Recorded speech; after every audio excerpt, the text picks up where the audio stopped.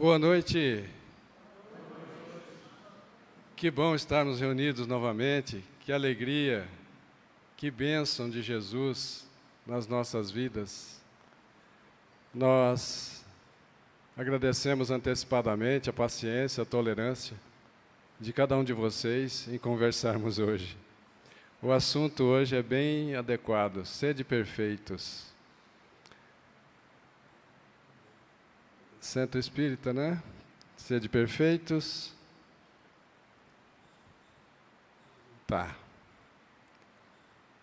Esse assunto pode ser encontrado na Bíblia, no Evangelho de Mateus, capítulo 5. Kardec não criou nenhuma moral nova. A moral que Kardec divulga e explica é a moral do Cristo. Algumas pessoas aí fora perguntam se no Centro Espírita a gente fala de Jesus. É difícil uma religião que fala tanto de Jesus como o Espiritismo. Esse capítulo 17, que nós vamos iniciar agora, sede perfeitos, característica da perfeição. Nós vamos ver esse item agora. Características da perfeição seriam aquelas indicações da perfeição. Os termômetros que nós podemos utilizar para saber se estamos caminhando para a perfeição. Então, características ou caracteres da perfeição. Essa indicação de quanto estamos caminhando para a perfeição. Escuta, mas para que ser perfeito?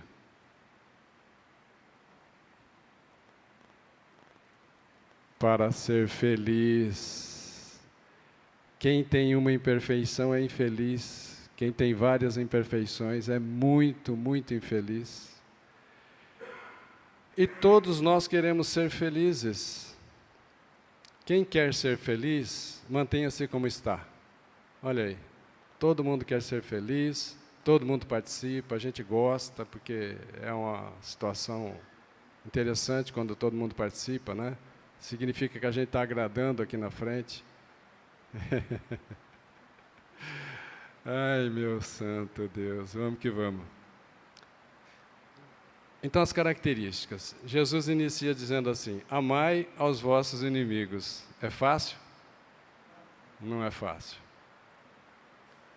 Fazei o bem àqueles que vos odeiam, e orai por aqueles que vos perseguem e vos caluniam. Pois, se amais apenas aqueles que vos amam, que recompensa tereis? Amar aqueles que nos amam, além de fácil, é muito gostoso. Mas se a gente só faz isso, que recompensa teremos? De amar apenas aqueles que nos amam. Saudar apenas aqueles que nos saudam. Por exemplo, os espíritas, quando se encontram, é uma alegria. Mas nós temos que ter essa alegria quando encontramos também os irmãos de outras religiões. Não é? Isso. Os publicanos também não fazem o mesmo? Os publicanos eram aqueles que cobravam imposto. Cobravam imposto dos hebreus, né, dos israelitas, e entregava para os romanos. Eram muito mal vistos, os publicanos. Aliás, quem cobra imposto ainda é mal visto até hoje, né? Tanto é que o imposto sobre a renda, o símbolo é o leão. Bom, os publicanos também não fazem isso, não saudam uns aos outros, não amam uns aos outros. Os brutos também não se amam? Amam, não é? E Jesus continua dizendo: e se apenas saudardes vossos irmãos, o que fazeis mais que os outros? Nada. Os pagãos não fazem o mesmo? Os pagãos é aqueles que idolatravam vários deuses. Israel veio para trazer um Deus único. Aí inicia o monoteísmo, não é? Sede, pois, perfeitos. Jesus, depois de dar várias instruções para os seus apóstolos, e essas instruções chegaram até nós hoje, que maravilha. Então Jesus, após ter dado essas instruções, ele diz assim: sede logo, sede, pois, ou sede logo, perfeitos, como o vosso Pai Celestial é perfeito. Aqui a gente vai ter uma dificuldadezinha. Sede logo perfeitos, como o vosso Pai Celestial é perfeito. Bom, dá a impressão que a criatura pode atingir a perfeição de Deus, né? O que é inadmissível. Senão teríamos vários deuses e cairíamos novamente ao politeísmo. E Deus é Pai, Criador, inteligência suprema do universo, causa primária de todas as coisas, infinitamente amoroso, infinitamente misericordioso, onipresente, onisciente, né?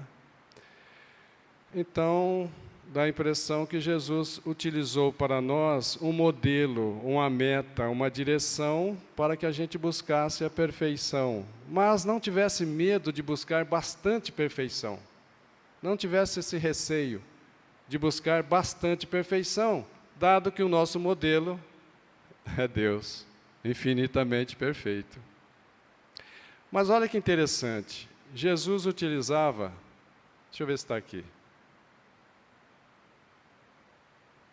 Ainda não, mas vou falar um pouquinho antes, depois eu falo. Então, amar os inimigos, fazer o bem àqueles que vos odeiam e orar por aqueles que vos perseguem e vos caluniam. Olha que interessante, quando Jesus dizia alguma coisa, a última frase era o que era mais fácil de começar a fazer. Não é mais fácil orar por aqueles que nos perseguem e nos caluniam? É mais fácil orar. E isso nós já podemos fazer desde já. Orar por aqueles que nos perseguem, que nos caluniam. Quando a gente exercita bastante essa última frase, a gente começa a ter condições de fazer o bem àqueles que nos odeiam. Fazer o bem para aqueles que nos querem mal, que nos odeiam. O ideal é que nós não tenhamos nenhum inimigo, mas existem aqueles que não gostam de nós. Por vários motivos, não é? E isso é um direito que eles têm. Livre-arbítrio, liberdade de escolha. Então, eles podem não gostar de nós, mas nós podemos orar por eles, podemos fazer o bem a eles. E quando a gente consegue fazer esse segundo degrau, já fica um pouco mais fácil, não é fácil mesmo, amar aos inimigos. Olha que interessante.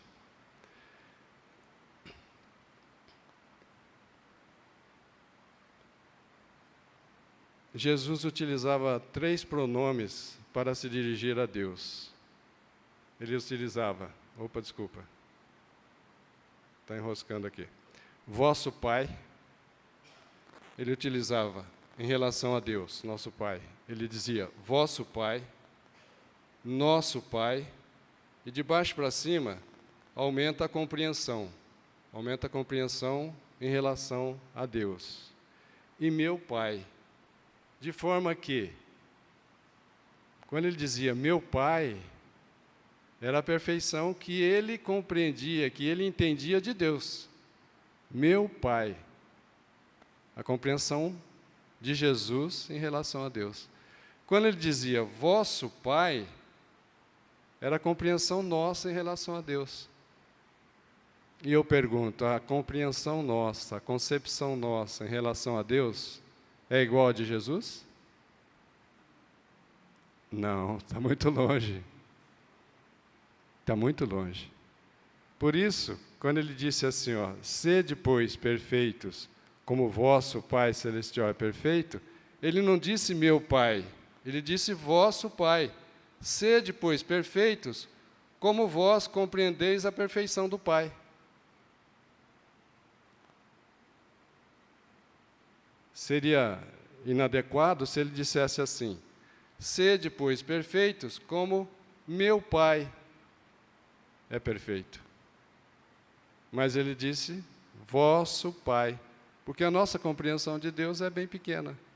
Então, nós podemos utilizar Deus como nosso modelo, como nossa meta, nosso objetivo, porque o Deus que nós compreendemos hoje ainda é limitado para nós, em relação à compreensão, em relação à concepção do Pai, Deus, para Jesus. Concordam? Quem concorda, mantenha-se como está. Todo mundo concordou, passamos para frente, né? Veja aí nessa foto o gato, o rato, o cachorro, normalmente são inimigos, né? Naturais. Eles podem viver juntos, né? A gente que tem aí o raciocínio, a razão, caminhando para a intuição, para a inspiração, nós é que devemos viver juntos mesmo, sem inimigos. Quando a gente fala amar, e quando Jesus diz amar os inimigos, quando Kardec nos ensina isso no livro O Evangelho segundo o Espiritismo, amar os inimigos não é depositar confiança neles. Pelo menos para nós, nesse nível que estamos, amar os inimigos não é depositar confiança neles, no nosso nível, na nossa compreensão. Não é ter ternura por eles, pelos nossos inimigos. Não é ter impulsos de simpatia por eles. Não é afeiçoá-los como a um amigo. Não. Nós não temos essa capacidade de ter afeição ao inimigo, igual a afeição que temos por um amigo. O amigo chega, o coração pulsa diferente. Amar os inimigos não é ter prazer em seu convívio, não é igualá-los aos amigos.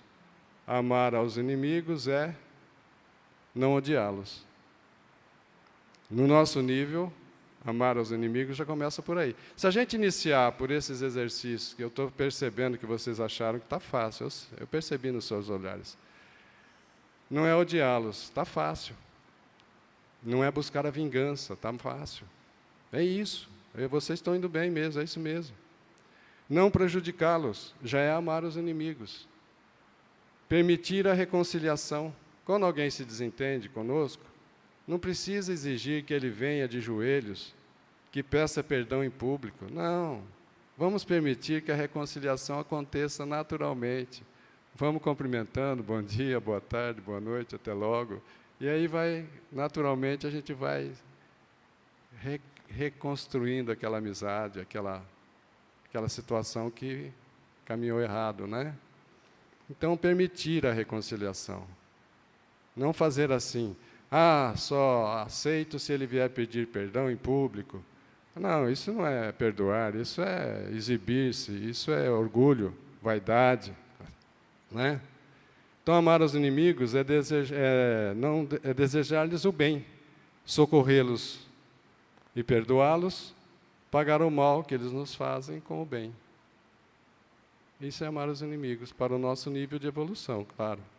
Por isso Jesus disse, sede logo perfeitos, como o vosso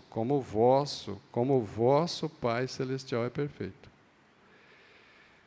Claro que para se conseguir amar ao próximo, para se conseguir amar ao próximo, até amar aos inimigos, não se pode ter nenhum defeito.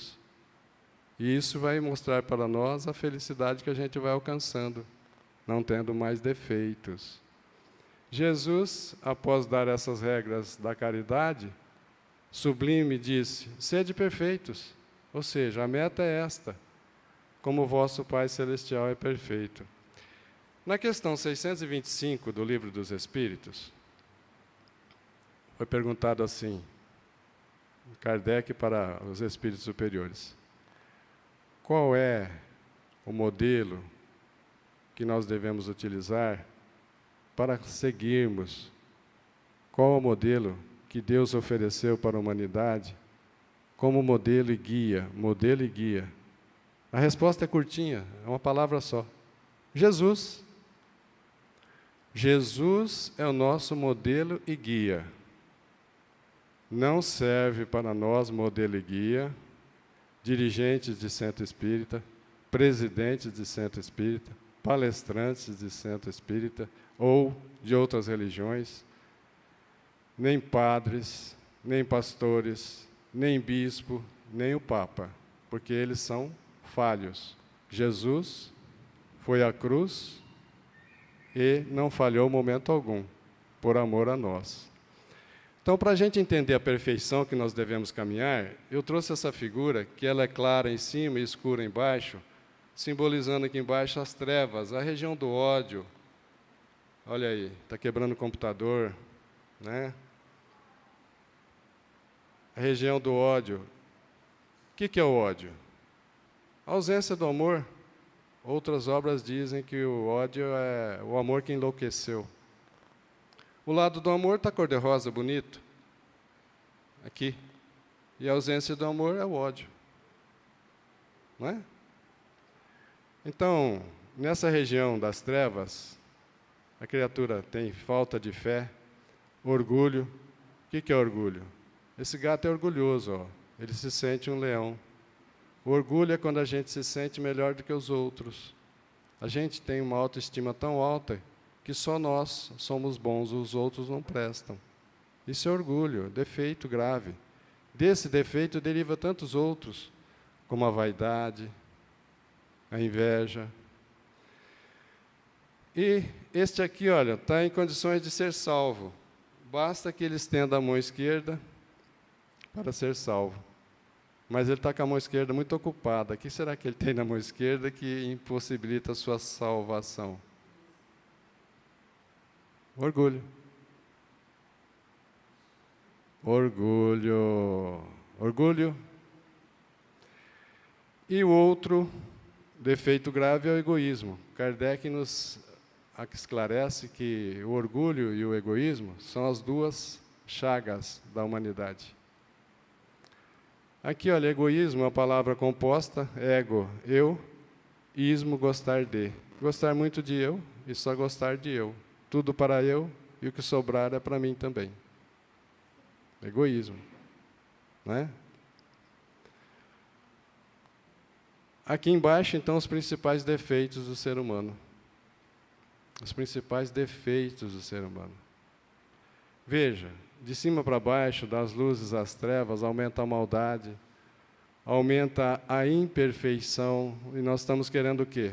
Buscar a perfeição. Consequentemente, das luzes às trevas, aumenta a infelicidade. Nós temos que sair daqui com bondade, ó, neutralizando a maldade, buscando a perfeição, para sermos felizes. Olha lá, felicidade. Percebem? Como fazer isso? Evolução dos sentimentos. Pegar esses sentimentos inferiores e transformá-los em desenvolver os talentos que Jesus pediu, lembra? Desenvolver os talentos, que são as virtudes. Então, veja, evolução dos sentimentos, reforma íntima, reforma interior, é isso que devemos fazer. Evolução moral, também é sinônimo. Também é sinônimo praticar o Evangelho de Jesus de Nazaré. Também é sinônimo conscientização. Conscientizarmos que somos espíritos eternos. Uma centelha divina na caminhada evolutiva para a perfeição. Então, ninguém sai da falta de fé de salto. Passa pela pouca fé, pela dúvida, pela esperança, pela confiança e chega à fé. Percebem a caminhada? Vamos buscar a perfeição de passo a passo. Ninguém amanhece santo, não. Deita endiabrado, ele levanta santo. Não dá não, é devagar mesmo. Fé, sentimento nobre, é um dos sentimentos nobres, que germina e cresce por força da vontade própria, né? E ativa do ser humano. A fé tem que ser ativa. Aquela fé passiva não ajuda, não. Temos que ter uma fé producente. E então, do orgulho também não se sai de salto, passa pela prudência, moderação, simplicidade, modéstia. Tem a modéstia verdadeira, tem a falsa modéstia, mas vamos pela verdadeira modéstia. Aí chegamos na humildade, aquela simplicidade profunda, com bondade. Exemplo, Jesus, o governador espiritual do planeta Terra, lavando os pés dos apóstolos. Quer outro exemplo de humildade? Jesus escolheu nascer na manjedoura. Um rei, o governador espiritual do planeta, nasceu na manjedoura, dando lição de humildade. Do egoísmo também, de querer tudo para si, não se sai assim de salto, passa pela indiferença. Veja, essa senhora de chapéu passou ao lado da senhora com crianças necessitadas de tudo e passou indiferente. Kardec nos aconselha, nos orienta e nos adverte do mal do século, a indiferença moral. A gente acostumou com as tragédias, com as dores alheias, nosso coração ficou meio endurecido. A mídia fez isso, contribuiu muito para isso. Às vezes nós estamos almoçando ou uma refeição ou outra, muito agradável, mas estamos lá assistindo que o outro está morrendo porque deu enchente, deu tsunami. A gente às vezes assiste indiferente. Piedade, aquela, simplificando, dó. Nós temos dó, mas às vezes não fazemos nada. Mas a piedade aumenta seu volume até que a gente começa a ser solidário, fraterno, e começamos a fazer a caridade. Então, do egoísmo, querer tudo para si, ao altruísmo, ou caridade. O que é caridade? Doação de coisas materiais, cesta básica, leite, moradia, transporte, roupas, sem esperar qualquer tipo de recompensa. Sem esperar qualquer tipo de recompensa. Se estiver esperando até um agradecimento que seja, já não é uma caridade. Percebem? Caridade também moral, na tolerância, na indulgência. Não ser exigente com os erros, os defeitos e os vícios alheios. Isso é indulgência, é caridade moral. Bacana, hein? Caridade moral, mais a misericórdia, o perdão. Percebem? Então, Jesus diz que caridade é benevolência, bondade para com todos, indulgência para as imperfeições dos outros e perdão das ofensas. Está lá na questão 886 do Livro dos Espíritos. Perdão das ofensas. Quais ofensas? Quais ofensas que é para perdoar?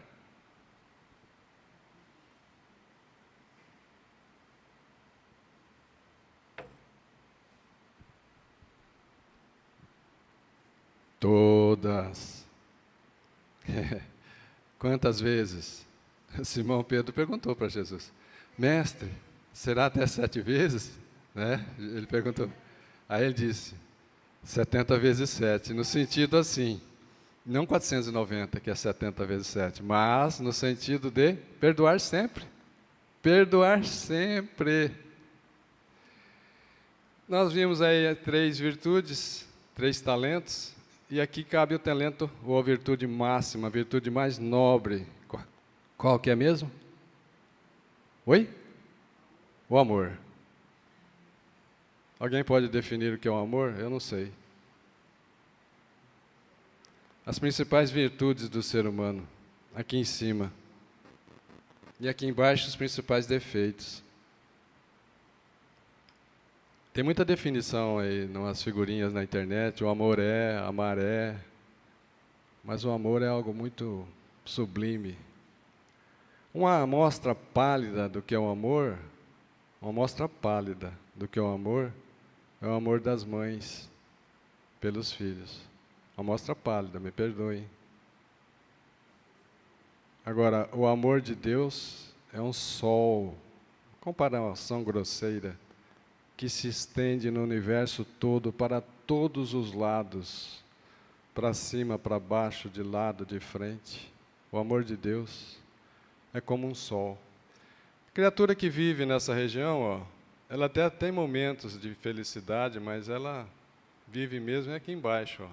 Ela tinha que fazer assim, subir para a felicidade, se tornar feliz na caridade, na humildade, no amor, não é mesmo?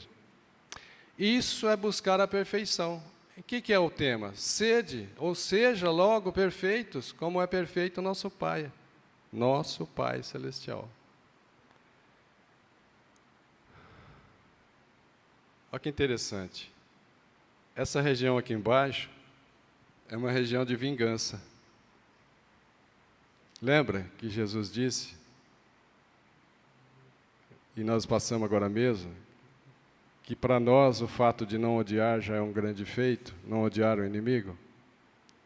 Não vingar é muito bom, porque essa região é a região de vingança. Não se vinga. Ó, melhorou, não melhorou? Só que também não perdoa. Não se vinga, mas não perdoa.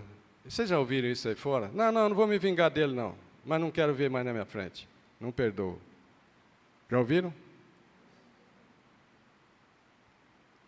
Infelizmente. E quem não perdoa não se liberta.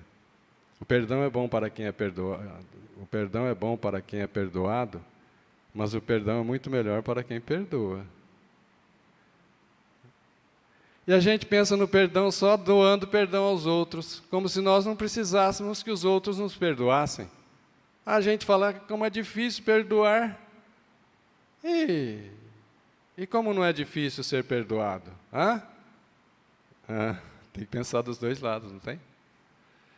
Então aqui em cima, ó, já mais com uma felicidade maior, ele não se vinga.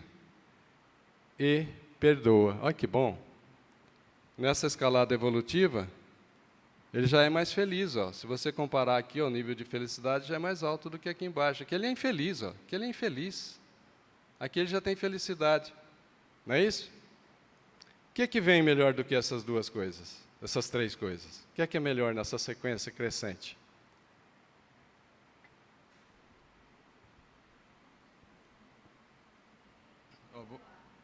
Perdoar está no não se vinga e perdoa, né? Tem que ser melhor agora.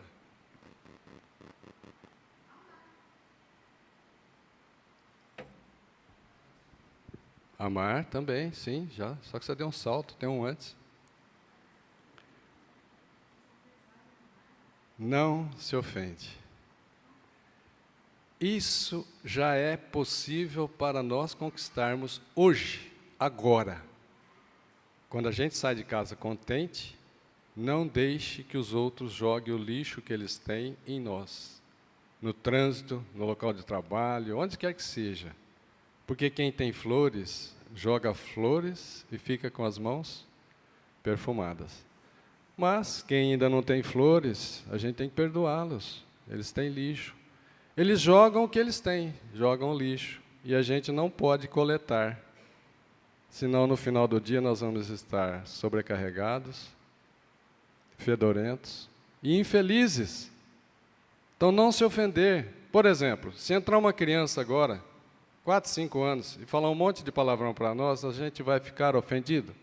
Não, porque é uma criança. Então, quando as pessoas tentarem nos ofender, a gente pensa, ele é uma criança espiritual. Espiritualmente, ele é uma criança. Não vou me ofender. Gente, isso é uma felicidade, não é? Olha o nível lá, ó, de felicidade, já está aqui em cima. O que é melhor que tudo isso agora? Melhor do que não se ofende? Amar os inimigos. Porque quando ele não se ofende, não está dizendo que ele ama, ele só não se ofende. Mas ele ainda não consegue amar o inimigo. O amor incondicional, aquele amor que não tem explicação, ele ama simplesmente.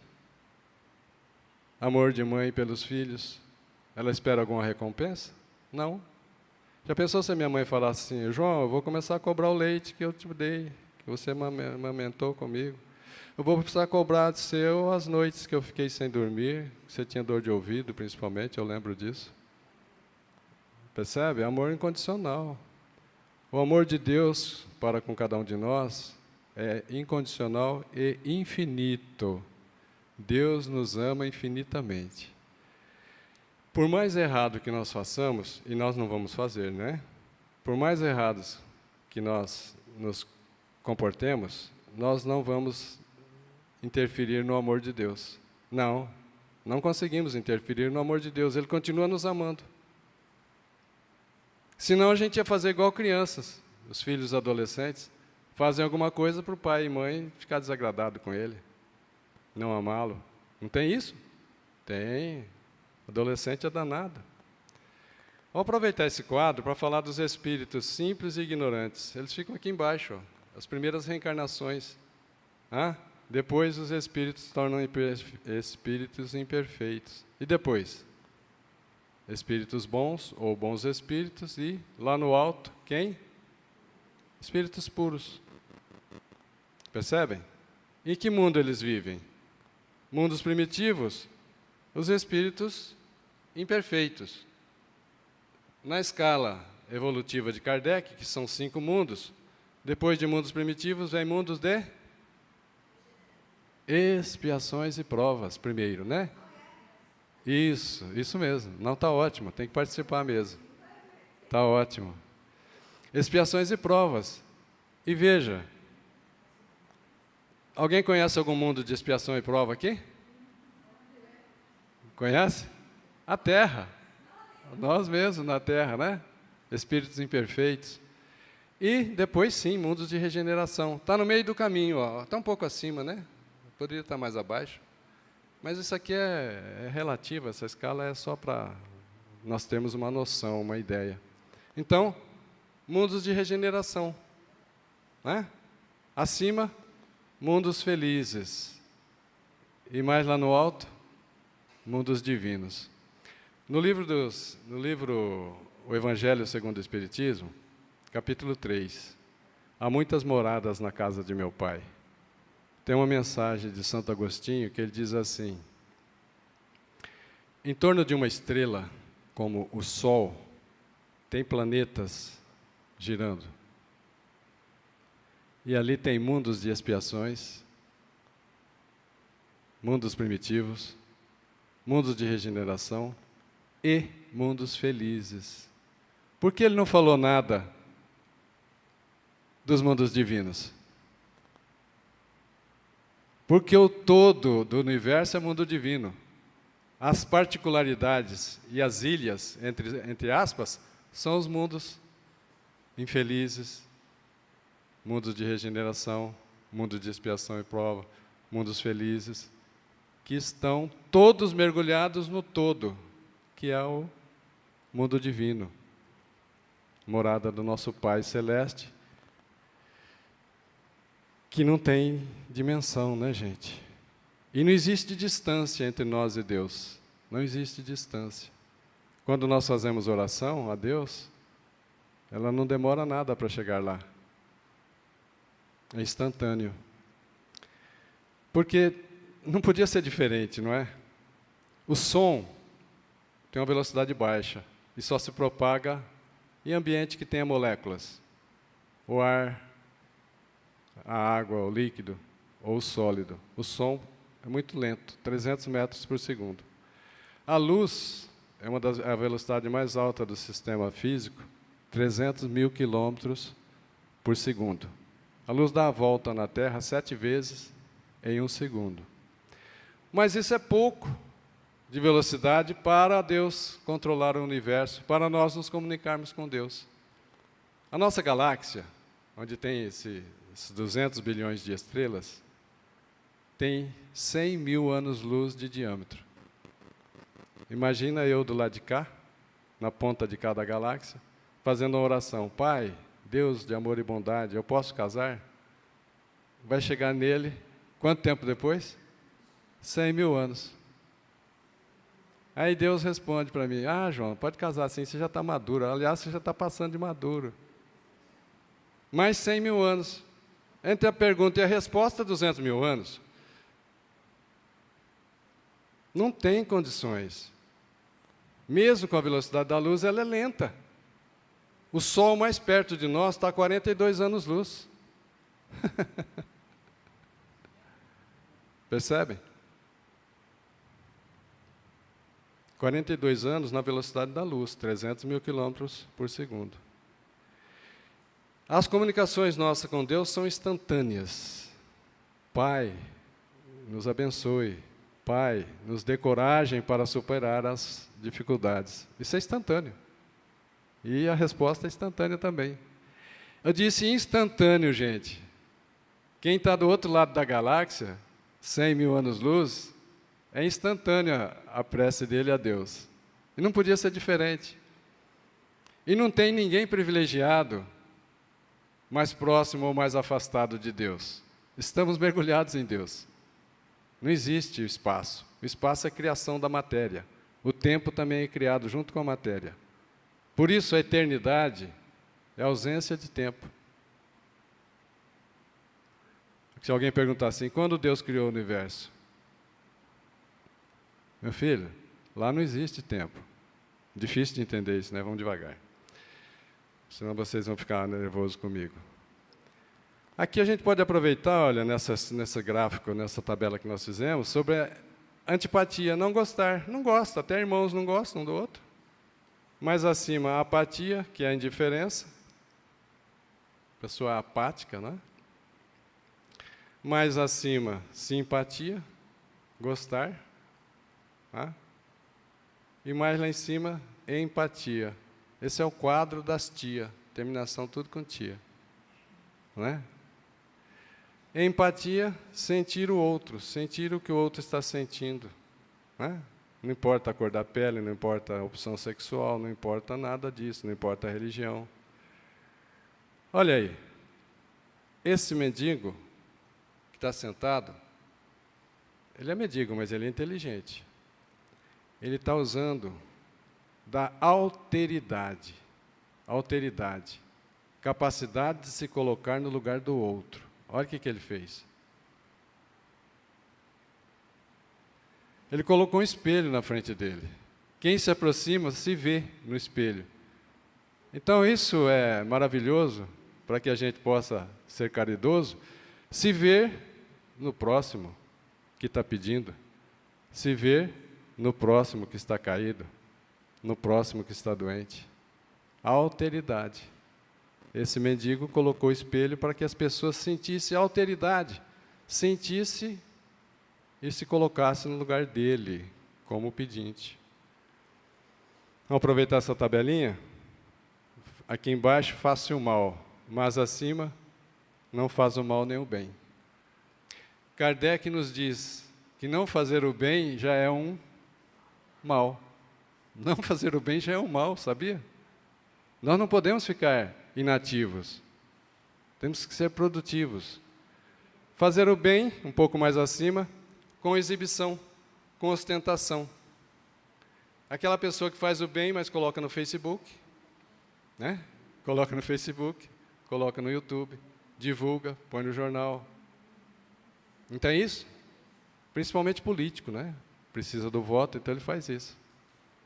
Isso é fazer o bem com exibição, com ostentação. O que é melhor que isso?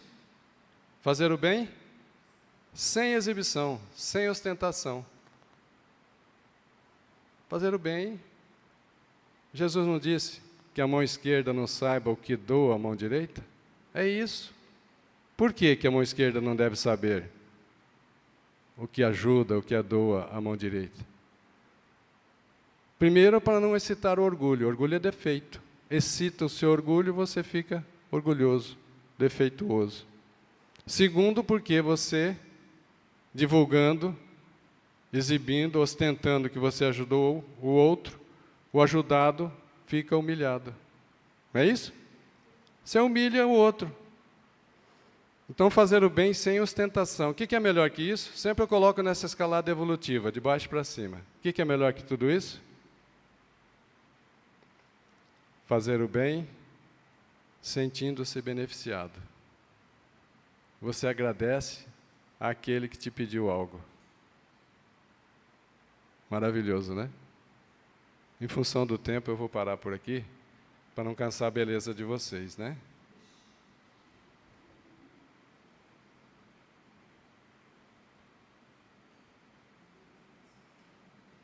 O Edivaldo Rossi, vem caminhando para cá para adiantar. Sede perfeitos. Vamos resumir agora. Qual a essência da perfeição? Qual a essência da perfeição? A essência da perfeição é o amor. É, em sua mais ampla significação, é quando o amor ao próximo se estende até amar os inimigos. Vamos caminhar para essa direção? Vamos buscar a perfeição? Para quê? Para que buscar a perfeição? Para ser feliz. Maravilha. Passo a palavra ao nosso amigo Rossi. Fazer a prece final.